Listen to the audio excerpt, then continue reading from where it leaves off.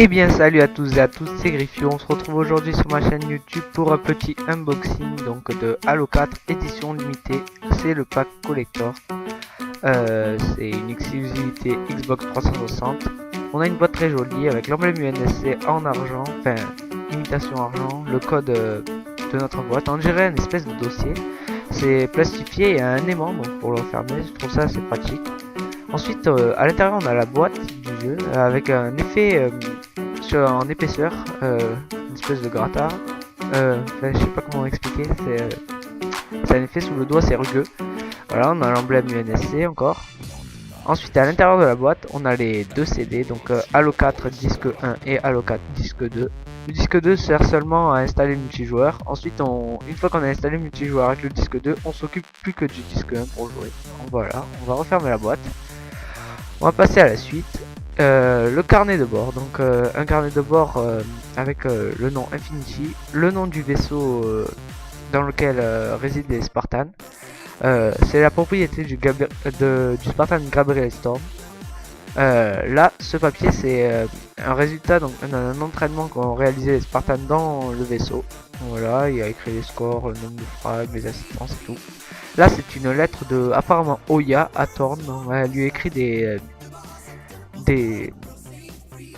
informations top secrètes et on nous censure les noms des vaisseaux et tout ça pour laisser le suspense. Je pense que ça va avoir un rapport avec les prochains Halo. Donc depuis que 343 Industries a repris la firme Halo, ils ont prévu de sortir une nouvelle trilogie. Voilà, là on voit le vaisseau Infinity, 6 km de long, enfin 5 km 694 précisément, ce qui est un peu abusé pour un vaisseau.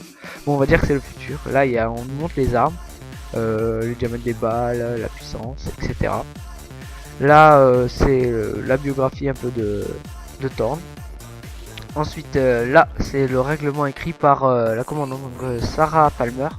Elle nous écrit ce que les Spartans doivent respecter. Là c'est une lettre de Gabriel Thorn qui écrit ce qu'il pense de sa vie de Spartan. Voilà. Ensuite on passe à un genre de grand poster qu'on nous a donné, donc toujours en effet plastifié, donc c'est l'armure de Gabriel Thorn, c'est précisément l'armure de guerrier. On nous écrit que tous les Marines qui rentrent dans les Spartans ont. Là on nous montre quelques casques, je vous dis bien quelques casques, ils y sont pas tous, donc le soldat, le EOD, le CIO, l'éclaireur, etc. Mais il y en a beaucoup plus. On nous en montre juste quelques-uns, on nous montre dans quel matériau ils sont faits, etc.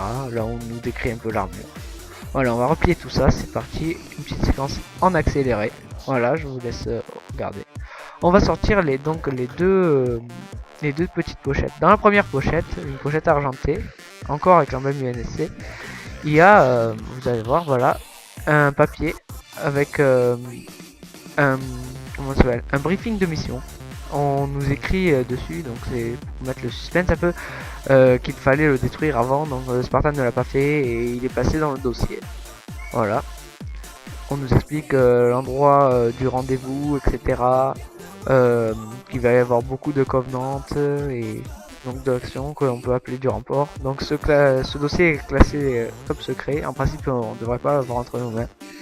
Voilà. Dans la deuxième pochette, on a tout ce qui est code. Donc le code pour le film For Hunter Down.